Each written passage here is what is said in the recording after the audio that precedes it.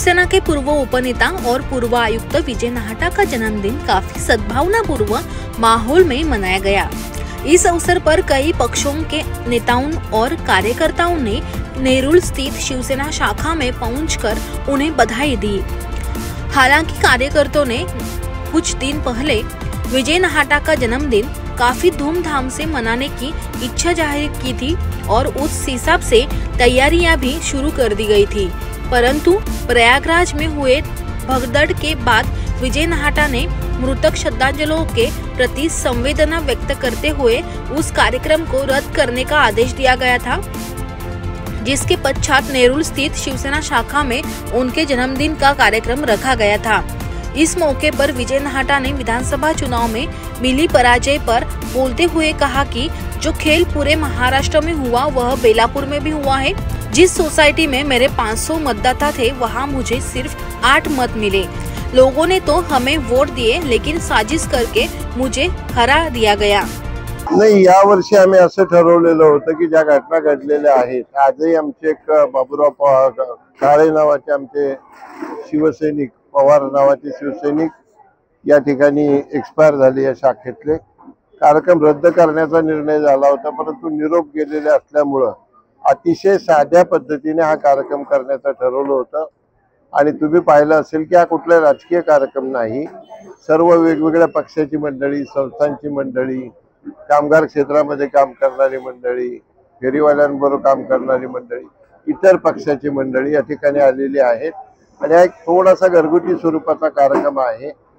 शेकडो कार्यकर्ते या ठिकाणी आले, त्यांचे मी मनापासून आभार मानतो आणि त्यांनी ज्या शुभेच्छा दिल्या त्याच्यामुळे आमची जबाबदारी वाढलेली आहे। निश्चितपणाने येणाऱ्या काळामध्ये लोकांच्या आणि समाजाची सेवा करण्याचं जे काम आहे ते कामी चालू ठेवू। ते सक्रियच आहे, तुम्हाला कल्पना आहे की नाही मला माहित नाही, परंतु सातत्याने कार्यकर्ते रोजच्या रोज येऊन भेटतात, कामं चालू आहेत, फोनवर कामं होत आहेत आणि पहिली जे काम आम्ही करत होतो ते त्याच्यापेक्षा चांगल्या पद्धतीने आम्ही कामं करतोय। कारण आम्हाला कल्पना आहे की निवडणुकीमध्ये कार्यकर्त्यांनी खूप काम केलं, मतदारांनी खूप मतं दिलेली आहेत, जे घडलं त्याच्यावर चर्चा करणं आता उचित नाही आणि त्याचप्रमाणे आम्ही तसं नियोजन देखील केलं होतं, परंतु नाटा साहेबांनीच त्यासाठी नकार दिला आहे। प्रयागराजमध्ये जे नागरिक मृत्युमुखी पडले त्यातले काही नवी मुंबईमधून देखील मृत्युमुखी पडले, त्यामुळे त्यांचं मन थोडंसं नाराज होतं।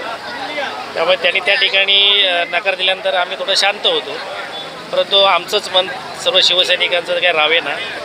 पुन्हा आम्ही त्यांना म्हटलं की काही नाही साहेब, कुठेतरी सर्वजण आम्ही तुमच्या घरी येऊ वाढदिवसाला। स्वतः साहेबांनी सांगितलं एक काम करतो, तुझ्या शाखेमध्ये या ठिकाणी मी येतो आणि लोकांना भेटतो। या ठिकाणी देखील आम्ही खूप मोठ्या प्रमाणामध्ये साजरा करायचं ठरवलं, परंतु आमचे ज्येष्ठ शिवसैनिक गजानन पवार साहेब यांचं आज सकाळी निधन झाले।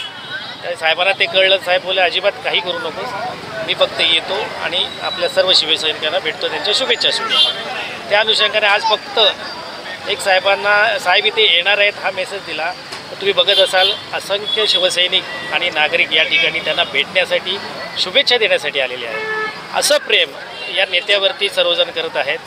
आज या ठिकाणी ते आमदार जरी निवडून नसले आले तरी जनतेच्या मनातील ते आमदार आहेत।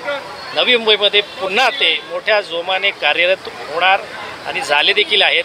मगाशी सांगितल्याप्रमाणे एकूण 15 ते 16 उमेदवार बेलापूर विधानसभेमध्ये होते, परंतु एकमेव उमेदवार असं आहेत नाटासाहेब, ज्यांनी जय पराजय हा ते बघितला नाही, परंतु पुन्हा आपल्या नवी मुंबईच्या जनतेच्या सेवेसाठी रुजू झालेले आहेत आणि आपण त्याचे हे जे नागरिकांचं प्रेम ते पाहतच असाल। असा नेता नवी मुंबईला लाभला याचा आम्हाला खूप सार्थ अभिमान आहे आणि यापुढे देखील त्यांच्या खांद्याला खांदा लावून त्यांच्यासोबत त्यांच्या नेतृत्वाखाली आणि एकनाथ शिंदे साहेबांच्या नेतृत्वाखाली या ठिकाणी नवी मुंबईमध्ये पुन्हा नाटासाहेब सज्ज आहेत नवी मुंबईवरती भगवा फडकवण्यासाठी, नवी मुंबई महानगरपालिकेवरती। आणि त्यांचे आम्ही कार्यकर्ते, शिंदे साहेबांचे कार्यकर्ते, आम्ही सर्व साहेबांच्या सोबत या ठिकाणी काम करणार आहोत। आणि पुन्हा एकदा तुमच्या सर्वांच्या माध्यमातून मी माझ्या वतीने व आमच्या तमाम नवी मुंबईच्या शिवसैनिकांच्या वतीने, नागरिकांच्या वतीने साहेबांना वाढदिवसाच्या खूप खूप शुभेच्छा देतो। धन्यवाद। जय हिंद, जय भारत। आवाज टुडे के लिए पुरुषोत्तम कनौजिया के साथ पंकज बेनवंशी का रिपोर्ट, नवी मुंबई।